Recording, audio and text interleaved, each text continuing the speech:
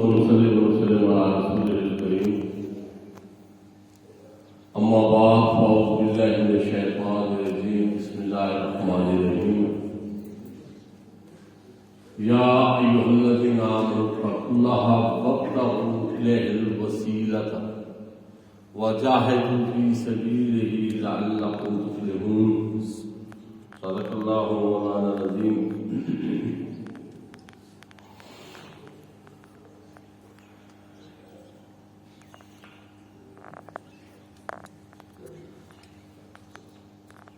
آپ کے سامنے یہ سورہ مائدہ کی آیت نمبر 34 ہے یا شاید 35 ہے، پڑھیے.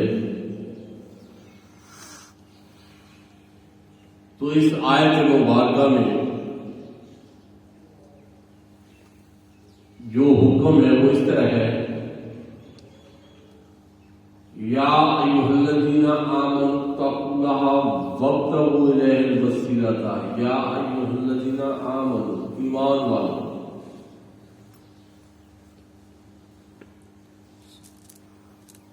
اے ایمان والو مجھ سے ڈرو اور مجھ تک وسیلہ لو. وابتغوا الیہ الوسیلۃ، اور مجھ تک وسیلہ لو.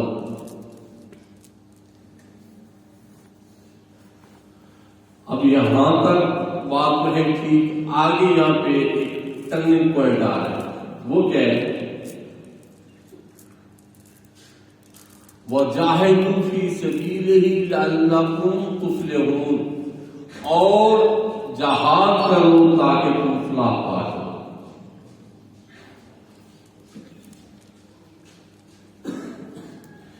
جو آیت مبارکہ کا پہلا حصہ ہے اس میں ہے کہ مجھ سے ڈرو. یہ رب العالمین فرما رہا ہے مجھ سے ڈرو، پھر ساتھ ہی فرما رہا ہے مجھ تک وسیلہ لو.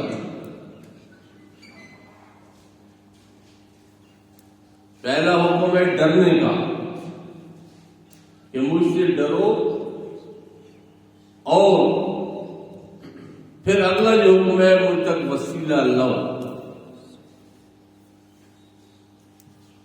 کیونکہ جو اللہ تعالیٰ عز و جل سے ڈرنے والے ہیں وہ اس کے خاص بندے ہیں، وہ علم والے ہیں، وہی رب العالمین سے ڈرتے ہیں.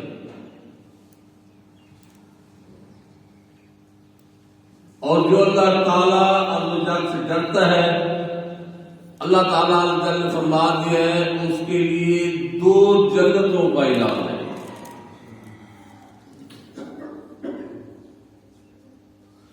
وَلِمَنْ خَافَ مَقَامَ رَبِّهِ جَنَّتَانِ، اور اس کے لیے 2 جنتوں کا اعلان ہے جو اللہ تعالیٰ سے ڈرا.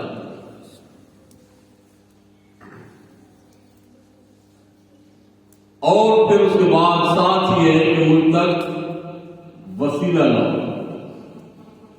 اب یہاں پہ اس جگہ پہنچ کے کچھ لوگ ان کی رائے یہ ہے کہ یہ جو وسیلہ ہے، یہ نماز اور جو نیک اعمال ہے، یہ وسیلہ ہے.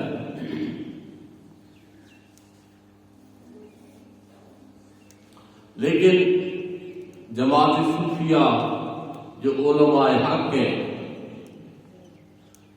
وہ یہاں پہ آ کے اسٹیٹ میں کہتے ہیں کہ نہیں، یہ جو وسیلہ ہے یہ اللہ عز و جل کے صالح بندے ہیں،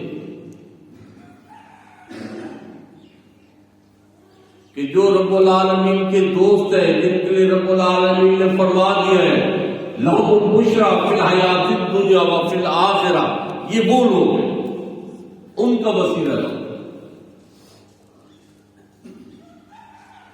تو جو آیت کا اگلا حصہ ہے وَجَاهِدُوا فِي سَبِيلِهِ لَعَلَّكُمْ تُفْلِحُونَ، اور تم جہاد کرو تاکہ تم فلاح پا جاؤ. تو یہاں پہ ذہن میں بات آتی ہے کہ جو وسیلے کا ذکر اور پھر فوراً یاد رہنا جہاد کا، تو کیا وسیلہ جہاد والے کا اس کا وسیلہ لایا جائے؟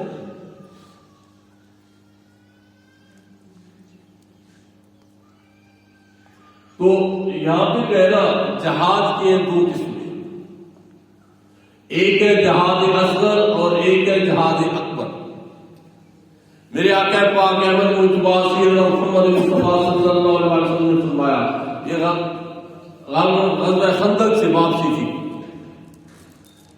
جب واپس تشریف لا رہے تھے تو اپنے صحابہ کرام رضی اللہ تعالی عنہم کو فرمایا کہ اے میرے صحابہ، ہم اب جہاد اصغر سے جہاد اکبر کی طرف روانہ ہیں۔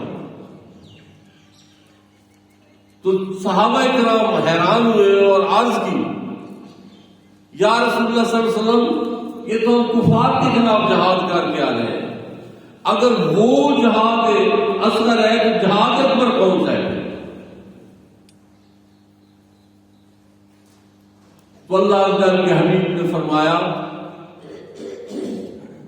کہ جہاد اکبر جس نے نفس کے ساتھ جہاد کیا وہ جہاد اکبر ہے۔ اور اس کی وجہ تسمیہ کیا ہے؟ اب ایک چیز آپ کے سامنے ہے، جب محاذ پہ افواج جاتی ہے، جب لشکر جاتے ہیں محاذوں پہ، کفار کے ساتھ جنگ ہوتی ہے، تو جب جنگ ہوتی ہے تو تلوار لے رہی ہم موجودہ دور میں گولی لگ گئی، میزائل آ گیا، یا اس طرح کی کوئی بھی ایسی چیز جس سے آدمی جو مسلمان ہے، جو مسلمان سپاہی ہے، وہ شہید ہو گیا۔ تو کیا ہے، ایک گولی لگی، بندہ شہید۔ اب اس شہید کے لیے قرآن میں کیا حکم آ گیا ہے کہ وہ زندہ ہے اور ان کو رزق دیا جاتا ہے اور تم اس کی خبر دے۔ قرآن کیا ہے؟ کیا ہوا کہ اس کو ایک گولی لگی، شہید ہو گیا۔ اور یہ جہاد اصغر ہے۔ جہاد اصغر والا بارڈر پہ کفار کے ساتھ لڑتا ہوا شہید ہو گیا، اب اس کو رزق دیا جا رہا ہے اور اس کے لیے حکم ہے کہ وہ زندہ ہے۔ اب جہاد اکبر،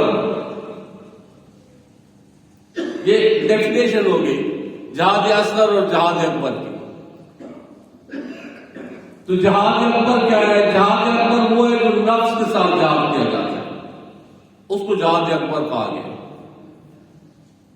اس کی مثال یہ ہے کہ ایک بندہ، یہ آج کل سرد موسم ہے، شدید سردی میں گرم بستر میں سوئے ہوئے ہے، تہجد کا وقت ہوتا ہے اور وہ